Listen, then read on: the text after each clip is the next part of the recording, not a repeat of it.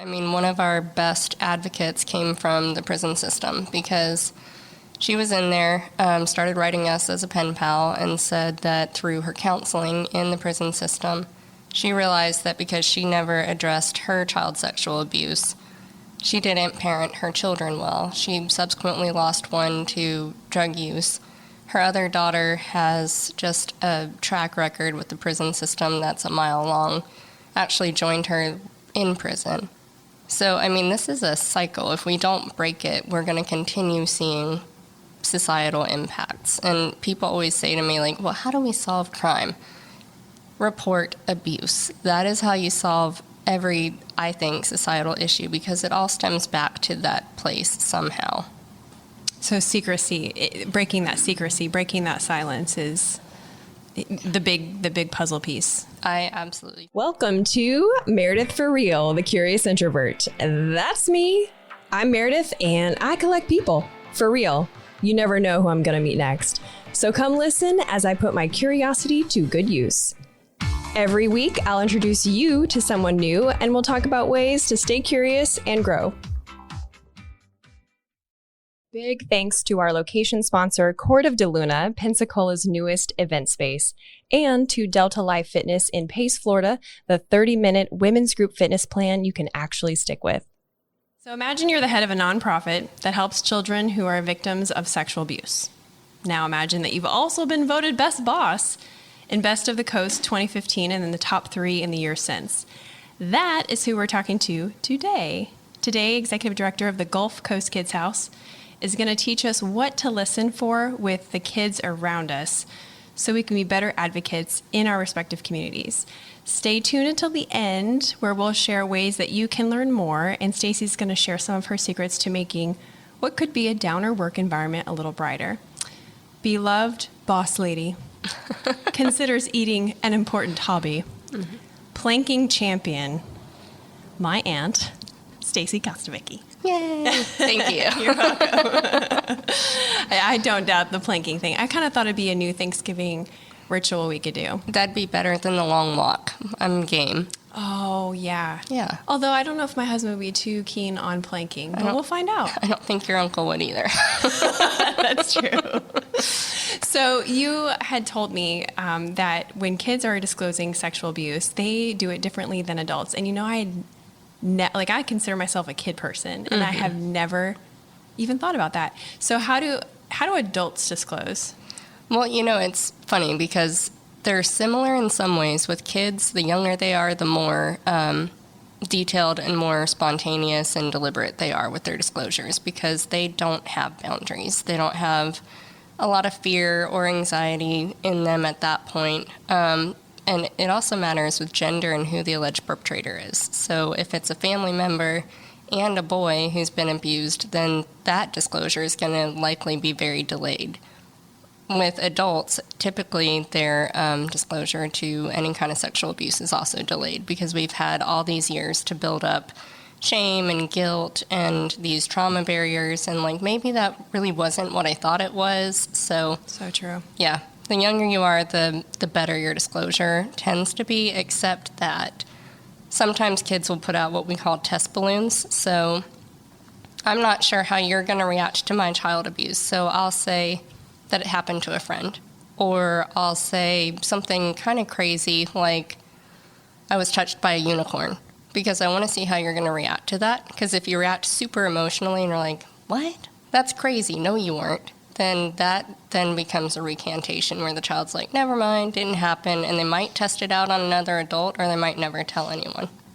Wow. Is it always, I guess there's no always and never, right? As I was about to ask that question. Gosh, yeah. We all wish there were. That would make a very good, action funnel. Like, they do this, then you do this. Exactly, and you can follow the path, but that's not the always flow the case. chart of disclosure. Flow chart. What you'll never see in a counselor's office. Flow chart of disclosure. Is it usually associated with some sort of something that's disconnected to them? It was a friend. It was a unicorn. Or are there other ways that they test you? Not always. So another thing that they might do, what we always tell people, and this is just so nebulous, it's frustrating, is any change in behavior can be a sign of a disclosure. So a child might have, all of a sudden they're sleeping with all their bedroom lights on and their door wide open, things like that. So it's up to us as adults to look for those changes in behaviors and to have a meaningful question about, hey, I noticed your lights are on. You want to tell me how you're feeling? We don't want to ever insert what we think has happened to the child, because then it can make the disclosure that much more complicated. But doing really direct questioning about your feelings and why you might be doing something like that, and making sure that kids know no matter what's happened, it's not their fault, and that you trust them and you believe them. A lot of that is basic listening skills. Yes, but we have a tendency as adults not to listen to kids too Isn't that much. sad? Well, they talk a lot, you know? Truth bomb. Well, and we're busy and we're distracted with all these other things. That's and true. so, yeah, we always tell kids that they need to have 5 safe adults, 1 for every finger on their hand, and they need to have adults in their home and out of the home, because adults aren't great listeners. So basically, you lower the expectations for kids. Like, listen, kids, adults, they kind of suck. So you got to try real hard. Pretty much, yeah. Yeah, and if it doesn't work with this one, go to the next one, because we have lots of distractions. This is kind of a whole new thought to me, that you'd have to train kids on how to talk to adults. Oh, yeah. Yeah, that's it. That's what we realized, and why we created a Safe Kids Zone training, an adult 30-minute online training, was because we were realizing that we're in the schools, we're telling kids, you've got 5 safe adults, these are the words you use, I feel unsafe, or talk about where your swimsuit covers, and that kind of thing. And they're telling these adults these, or they're giving these test balloons, these very clear indications that something's happening, and the adults are missing them. So now our next goal is to really focus on educating the adults in our community to be better listeners. And is that, I think of anybody could be potentially benefit from that training, but are you focusing that training in specific industries like education or, sports? A lot of our educators have mandated training that deals with that, so we've actually started digging more into corporate America, because corporate America wants it to be a safe environment. The reality is that back when you and I were growing up, you would have PTAs, you would have church assemblies, you would have places where adults would congregate more together, and we just don't have that so much now. We have it at work, and we have corporate places that are motivated to be certified as a Safe Kids Zone, so they can kind of help us to force that education. That's a really good point. We're way less communal now. Very much so. Even you go to some of these parent-teacher meetings, and it's 1 of 5 people that shows up. And every person's important, but we have to look for where we can have our biggest impact. And I could see the workplace. Everyone says, my workplace, they're a second family. Mm-hmm. And so if they're likely to hang out with their second family at the, Friday fish fry at their job, and their kids get to visit or something, I could see where that would be an opportunity. Right, yeah, and everyone appreciates professional development, so it's just another perk for your staff. That's true, because it's not about just the information and getting it out there. It's about who's motivated to absorb said information and actually put it into place. Exactly. So as far as the Gulf Coast Kids House is concerned, you're the umbrella for a lot of services for the kids, correct? Correct. So, let's say a kid discloses and the adult listens, thank goodness. So what happens next? So at that point, the adult would call either law enforcement or the child abuse hotline, which is 1-800-96-ABUSE, and that's through the Department of Children and Families. We call them DCF. So DCF would send out an investigator that would get a basic disclosure from the child. And then they would take that and say, okay, we need you to go talk to our friends at the Gulf Coast Kids House. And there we have the child protection team who does a recorded interview with the child. That way the child isn't having to repeat their story over and over again. They're not having as many opportunities to become inconsistent in telling their stories. We also may do a medical exam there at the center, depending on how recent allegations are and whether it's physical or sexual abuse. And our child protection team, interviewers and medical providers work really closely with the state attorney's office that's located in our building. So we do fully prosecute out of that building, as well as refer to the mental health counselors there. So we are essentially a one-stop shop for that family. We have family advocates who their only job is to walk that family through the process, make sure that they have all the resources that they need, whether that's clothes, diapers, help with trying to find a job. We have a great partnership with Manna Food Pantries to get emergency food. But just make sure that family feels supported, because no one ever suspects that they're going to be in an abuse situation, and it's a really disconcerting place to be. I can imagine. Yeah. So as a member of the community, if you suspect something's going on, a lot of times, you know, I've heard people say, and I felt this way, I mean, how do you know? You don't want to ruin someone's life because you send DC. You know what we all think of DCF, right? Right. Yes, they're going to rip the kids right out of the home. Yeah, no, I mean, I grew up with it. If my mom was running to the grocery store, she's like, do not tell anyone I left you alone because HRS is going to come take you away. So that's really beautiful and innocent that that's the way that went down, because I would be like to my parents, I'm going to call Child Protective Services on you. So, yeah. A tale of two children. I think I was like that in my later years. This was probably when I was much younger. I see. But yeah, that's what we try to tell people, is no one's goal is to pull the kids out of their home, especially if they're siblings. We want to keep the siblings together. It's so hard to remove a child. So what you're doing by suspecting that there's abuse and you're calling the Department of Children and Families is you're getting a trained professional in that home just to see what's going on. A lot of times they're able to uncover things like substance abuse or domestic violence or just financial resources, and they're able to help that family and keep them together, work a case plan with the family, but no one's goal is to remove the child from their parent. That's where the child wants to be.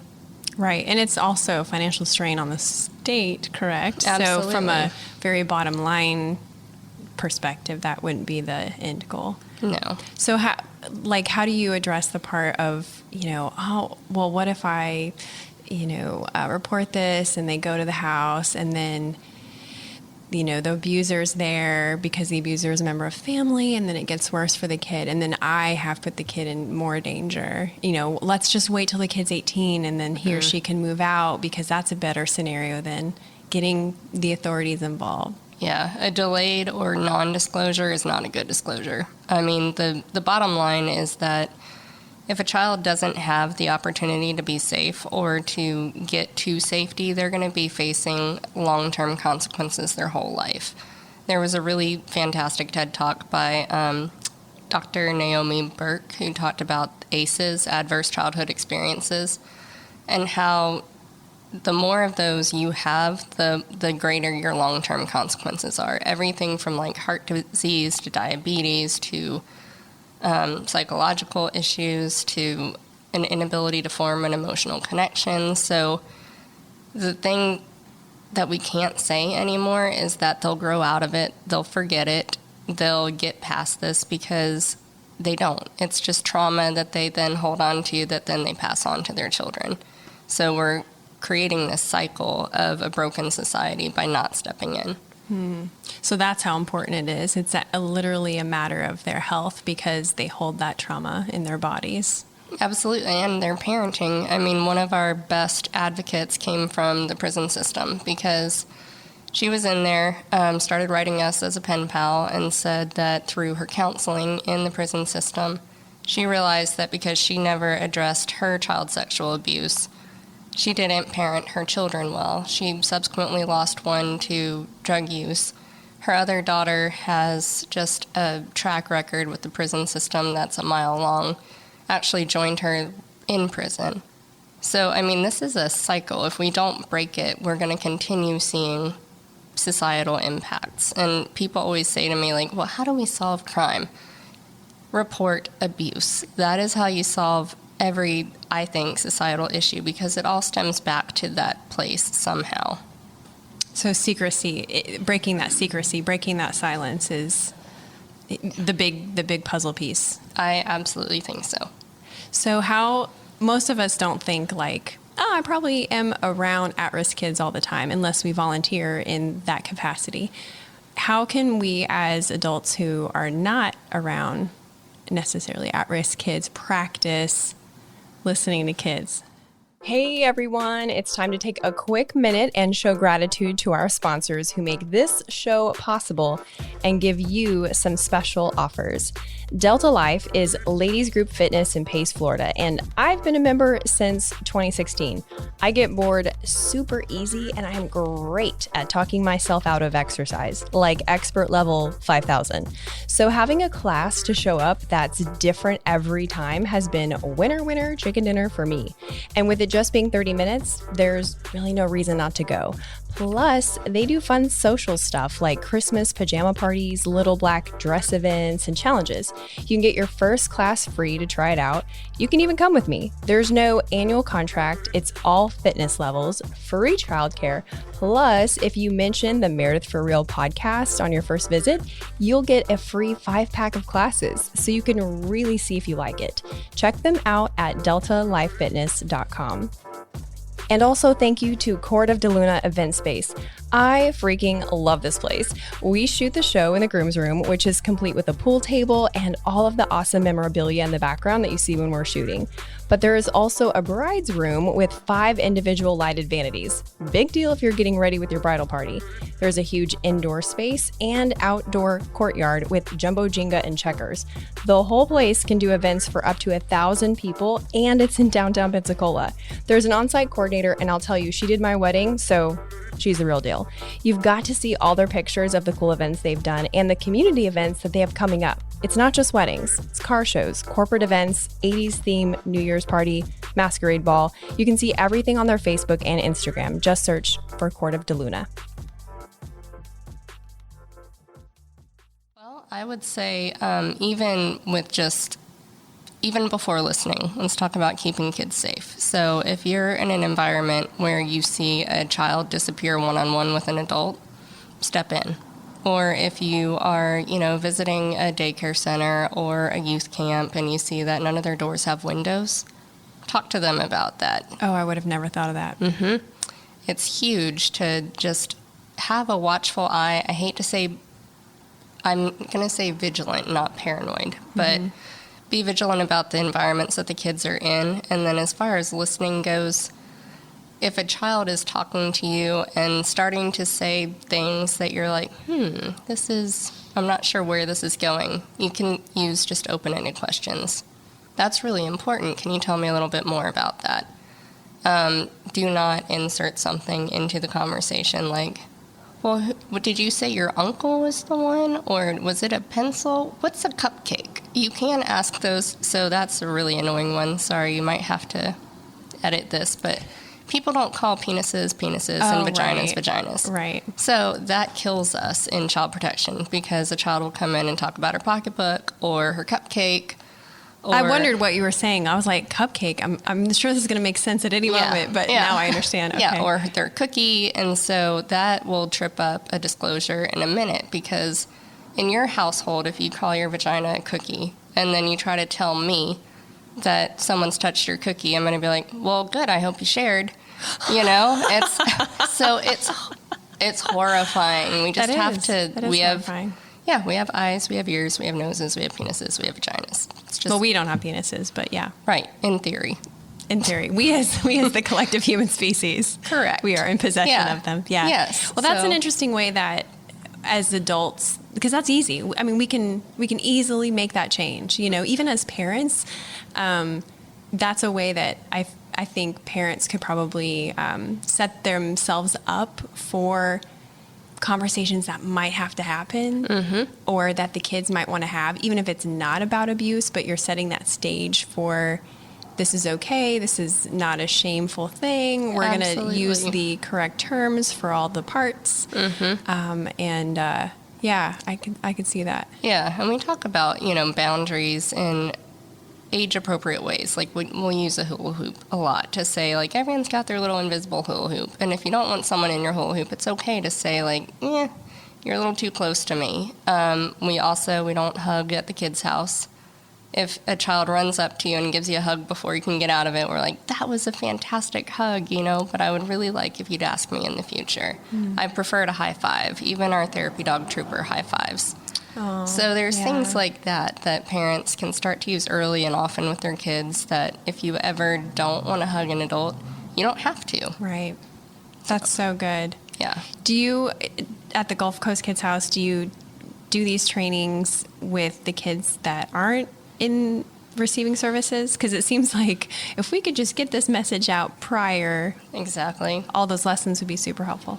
We are in the school system doing training with the kids. It's called Monique Burr Foundation's Child Safety Matters. So in that, we're talking about all sorts of safe behaviors, safe adults, prevention techniques, and it's all age appropriate, non-threatening. The kids have great little dance moves that go with all the safety rules. So we do that K through 12th grade. And we also do the adult education. But the therapists, once the kids get to the kids' house, are working a lot with trying to reshape their boundaries and the things that kids haven't had an opportunity to learn if they came from an abusive situation. Yeah.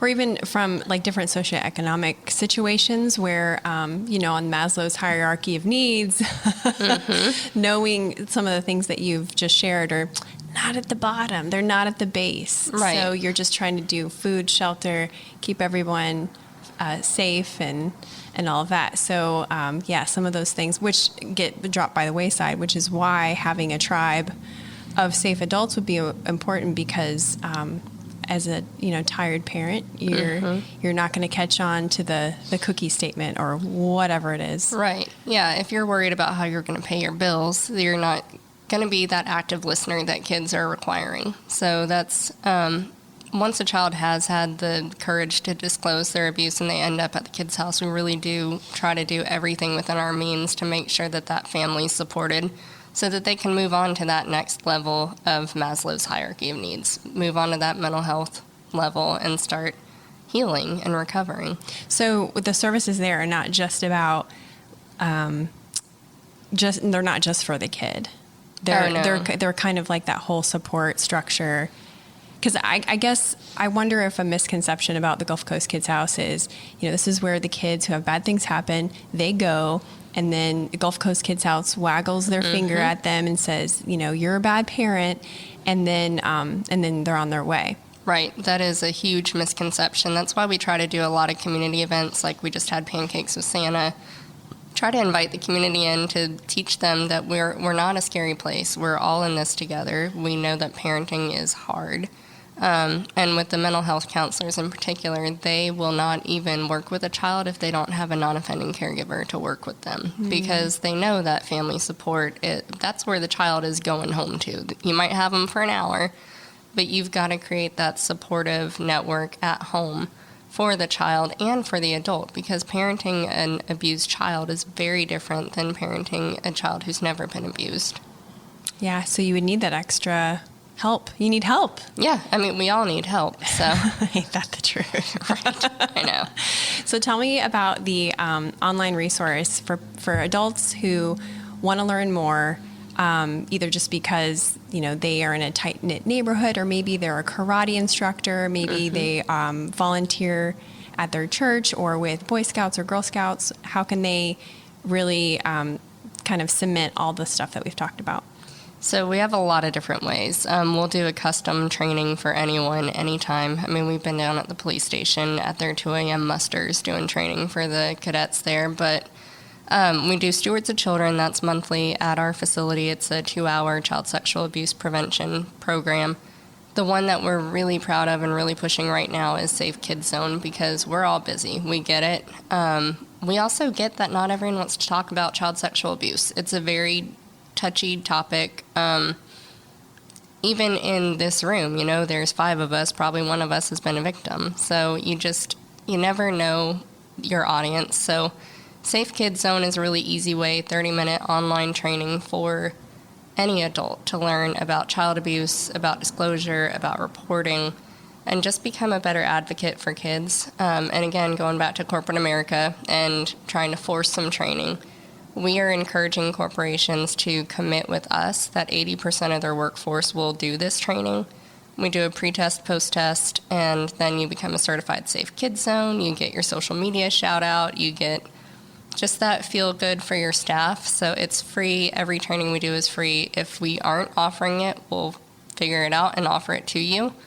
I've sat with a number of churches and created like child safe practices kind of things too. So we'll review your policies. We'll work with you. That's really cool. And the other thing that I was hoping that you would share with us is when you're talking about corporate and work environments is winning Best Boss for so many years. I Googled you again. I've been Googling you a lot. Great. And you won in 2015, and then literally like every year after that, it was in the top 3, I think. So you're obviously doing something right in the office that other people probably want to know about. And so I know every time I visit your office, there is something really interesting going on. I didn't actually know that the state attorney's office was housed there until my most recent visit when we had the pantyhose on our heads and we were doing the competition to raise money for United Way.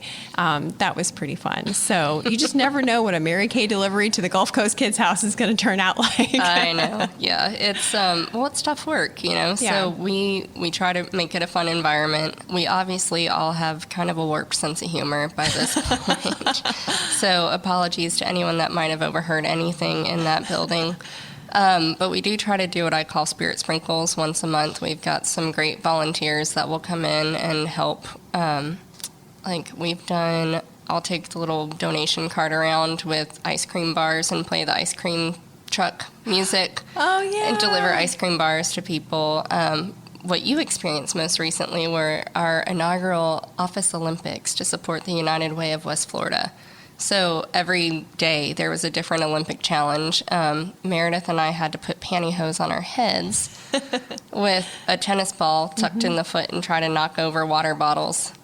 We were very bad at it. It's a lot harder than you think. Yeah. I watched that one guy twist the pantyhose, and I'm like, that guy's onto something. Mm-hmm. Note to self, if I'm ever in this situation again, we can make that the other family challenge. I like it.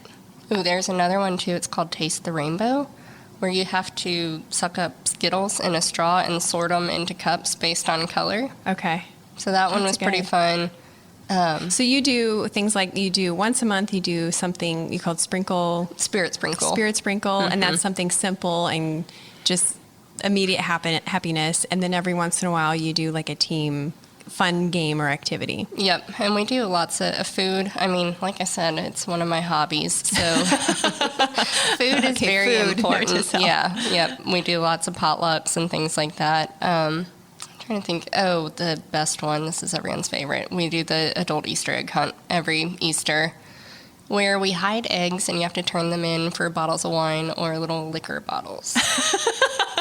And we do that at the church right across the street. That's perfect. Yeah, they've been so kind to us for so many years. That's why we just hide the eggs, not the bottles. You got to turn those in. Right. This is good. Well, this has been so awesome. If any of you listening, I didn't ask a question that you wanted answered, then send me a message. I will harass you with the questions, and then we'll send out a bonus episode via email. So thank you so much. That's a wrap. You did great. Thank you. Woo. Thanks for listening. If you liked this episode, share it with your friends and leave a review. You can also watch the episodes on YouTube. There's hidden curious caches in each episode, and the first 2 people to find them win a prize. So be sure to get my emails for clues and other insider perks at meredithforreal.com.